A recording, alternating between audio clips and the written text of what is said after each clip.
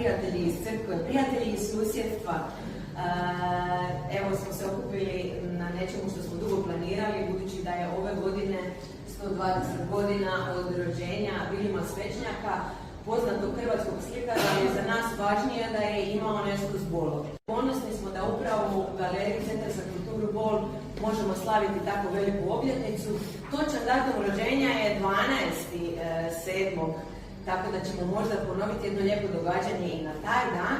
Ali danas smo htjeli s vama samo malo proslaviti, pokazati bolske motive. S nama je draga isto već malo Bolka, Višnja Stopar-Poljančić. Ovo su sve slike iz njene obiteljske ostavštine, odnosno ona je nasljednica Vilima Svečnjaka, tako sve što vidite na zidu mi smo donijeli iz Zagreba. Iako su se sada javili mnogi Boljani da Svečnjaka imaju ih u svojim kućama, tako da imamo prilike za još jednu izložbu. Posebna mi je čast da je tu uz nas i naš gospodin Boteri, koji će malo to ipak iz svog puta i prijateljstva i slikarstva reći nešto o Vilimu Svečnjaku, a da se svi samo malo opustimo i uživamo i prepustimo umjetnosti. Tu je i mladi Andrija Bošković, već se možemo zvati virtuoz, koji je malo ljut jer svira na električnom klaviru, a ne pravom, ali ja vas već sada mogu s radošću pozvati na pravi koncert koji će Andrija imati u Samostanu 13. srpnja nakon rođendana Vilima Svečnjaka, ali evo danas nama pokloni sve što možeš na električnom klaviru.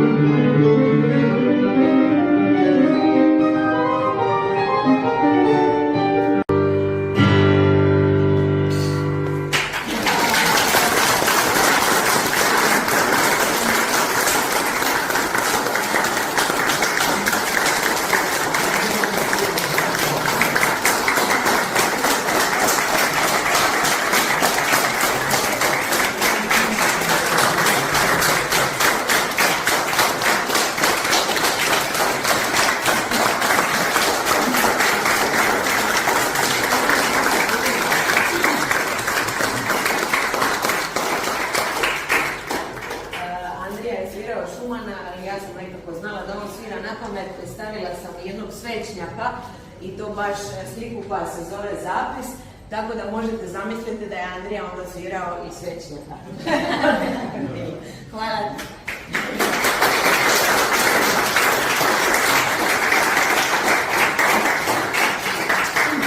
Čast mi je da mogu poslije 56 godina zapravo se susreti sa svećnikom kojega nema živoga, ali su njegove slike svjedoci njegovog života, unutarnjeg i biološkog, recimo tako, umjetnik koji je živio u boji svoje snove i premijelike nam data i danas svjedoči o njegovom bujnom, duhovnom, unutarnjem proživljavanju života, svijeta, povijesti i kulture svoga naroda u kojoj je sudjelovao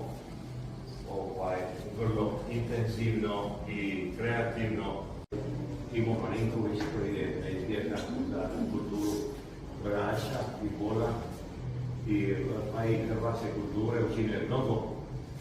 Tako je i on bio zaslužan da je Sjećnjak u Bolu došao u Bol i ostvario jedan period svoga života. Tada sam imao prigode na nagovor pokojnoga Ive Jarića, Marinkovića, napraviti izložbu Svećnjakovih djela i ujedno i moju izložbu. Tako da je to bila zajednička izložba, odvojena naravno, i to u jednoj prostoriji koja danas je mrtva, a to je zapravo hotel Bijela kuća.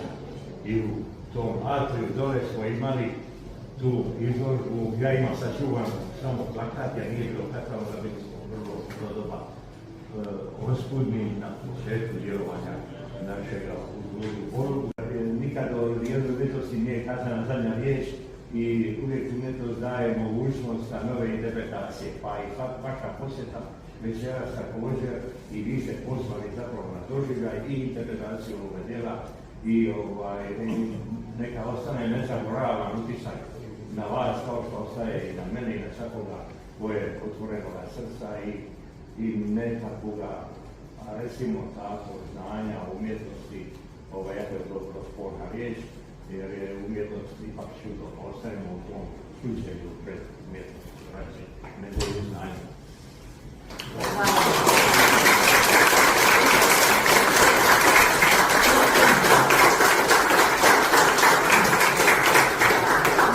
Drago nam je da je jedan slikar boravio u Kamenoj kući u vašem susjedstvu u Bolu i usput stvarao svoje možda ponajbolje krajolike i da ih sad možemo gledati. Evo, gospođa Višnja mi je donijela i katalog izložbe koja je bila prije 20 godina upravo tu u Domu kulture, danas se to zove Galerija Centra za kulturu Bol, tu je gospodin Brešković koji je tada sudjelovao u izložbi, tu su naša predsjednica vijeća i direktor turističke zajednice, općina Bol je i tada organizirala 100-godišnjicu, a i sudjelujemo u 120 godina. Tu su i susjedi Viljema Svećnjaka koji bi sigurno ispričali malo drugačije stvari od gospodina Boterija, ali nek nam to ostane za druge prilike. Na našem ekranu će se vrtiti svih 240 i nešto, koliko imate na stranici slika, crteža i skoro 300. Daćemo gospođi Višnji jedan Kukotov kameni bol, jer Kuko je sinoć spektakularno otvorio svoju izložbu. Evo Višnja, to je naš kameni zaštitnik znak. Eto, zahvala za